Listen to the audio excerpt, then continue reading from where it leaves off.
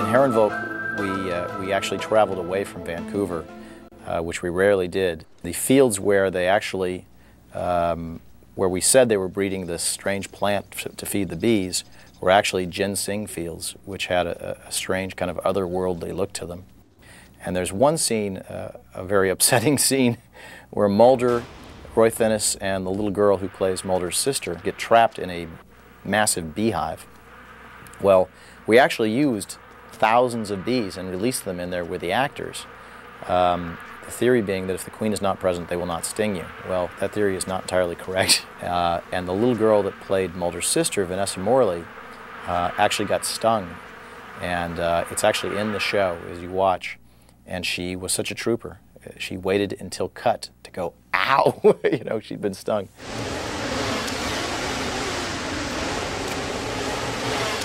One of the things we've had fun teasing the audience with is what is the relationship between the cigarette-smoking man and Mulder's mother? It could be he's Mulder's father, it could be he was Samantha's father, or it could be he simply has an affection for the Mulder family.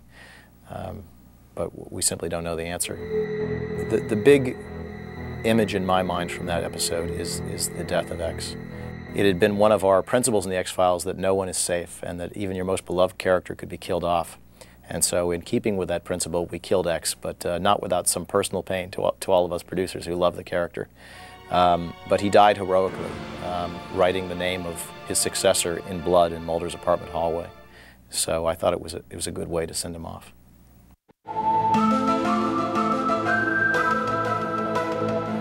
I came to the show as a fan. I watched the very first episode of The X-Files back in 1993 at my home in Virginia. At the time I was making a living writing movie scripts. I was hesitant at first just because I didn't want to move to Los Angeles, but I reconsidered. I'm glad I did because this has been the best job I've ever had. It's a great job. The episode Unruhe was an episode I wrote early fourth season on The X-Files. I had read about this guy named Howard Unruhe, and he was what modern penologists consider to be the first modern mass murderer.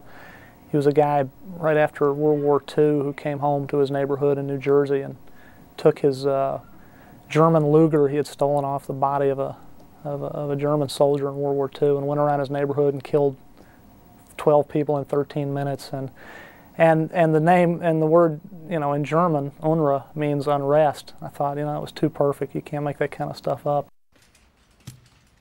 The stilts just seemed cool, and I just thought that'd be a neat way to introduce this character. You know, it was one of those things as writers, when we'd come up with this stuff, just sort of spin it off the top of our heads, and then the production people and the director find out just how hard it is to make some of this stuff happen on screen. And in the case of these stilts, they are miserably hard to walk on.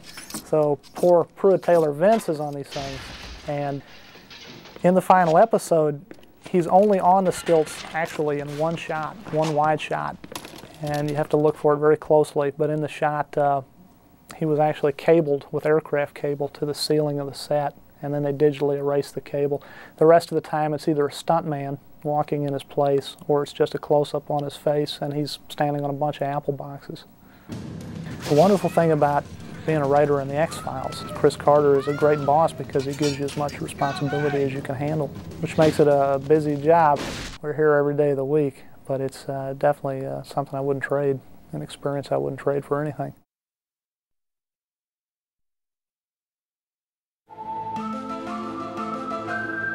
Home is a story about Mulder and Scully who are investigating the death of a genetically kind of malformed baby in a small town. Oh my God.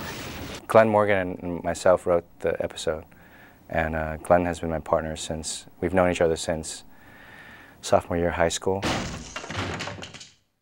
There's a couple of interesting images that we always wanted to put into a show. There was a biography of Charlie Chaplin that we read, and he was in a small town, and he was staying with his family, and one night they said, you know, Charlie, we like you a lot, and we want to show you something that we can never show anyone.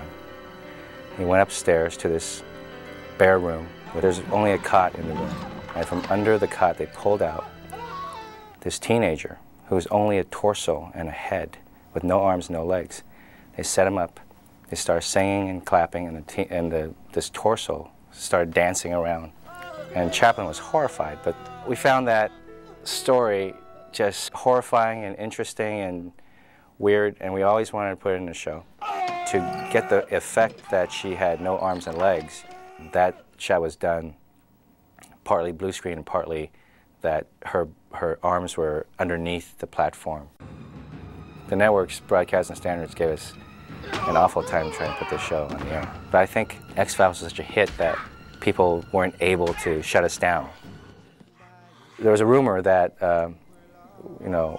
when Congress was debating the V-chip, that, they brought up home and saying how this is why we need this chip because of programs like this. In the final scene, the acceptable answer of what Mom and Edgar are doing in the trunk would be that she's comforting him and inspiring him to go off and start a new family. And if you think of anything else they might be doing in the trunk, that's up to you.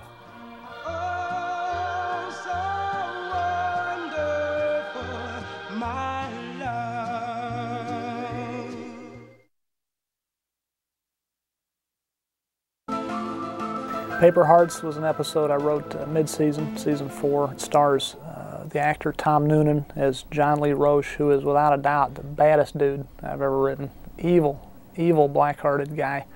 He is a child kidnapper and murderer.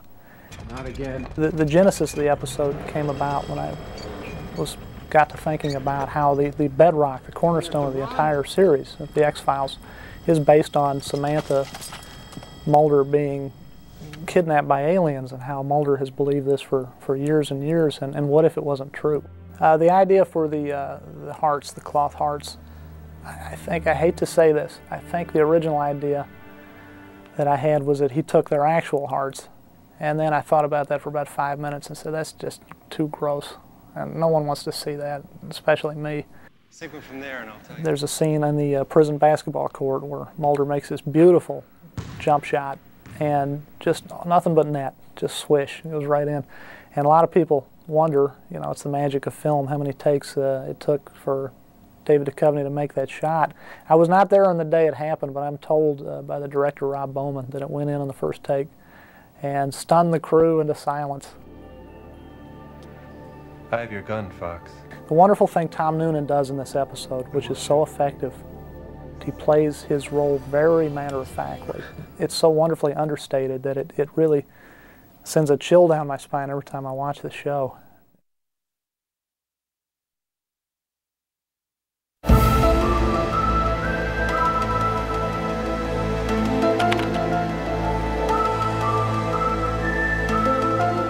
This movie is made up of 2 separate X-Files episodes done as a 2-parter. The first one called Tunguska, which is after a place in Russia where some kind of cosmic event occurred around the turn of the century. And the second half is called Terma, which is a reference to a fictional town in North Dakota, but also to a buried tablet as referred to in the Tibetan Book of the Dead.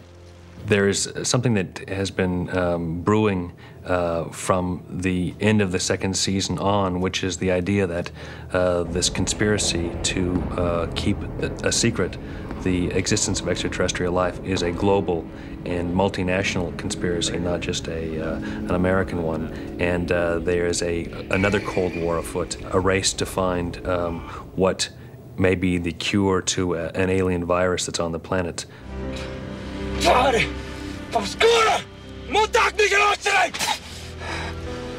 Agent Krycek appears in this episode again in a very unexpected manner. And he says something to Mulder in Russian. He curses at him, which leads Mulder to understand that he speaks Russian and could be an ally, somebody who might, in fact, be of use to him as he travels to the former Soviet Union to find out what, in fact, lies in the Tunguska rock.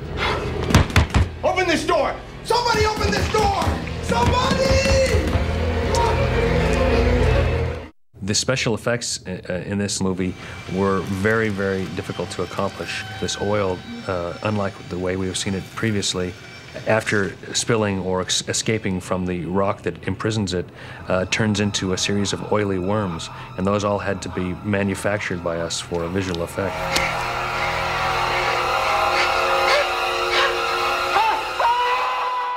The explosion at the wellhead and the oil that comes out of it is all man-made. That's Dave Gauthier, our physical effects supervisor, who has built a wellhead in the middle of a rock quarry and run a pipe to it, and is blasting this oil out 300 feet in the air, which becomes a giant flame when it explodes, which is it's probably one of the best and biggest explosions that we've done on the show.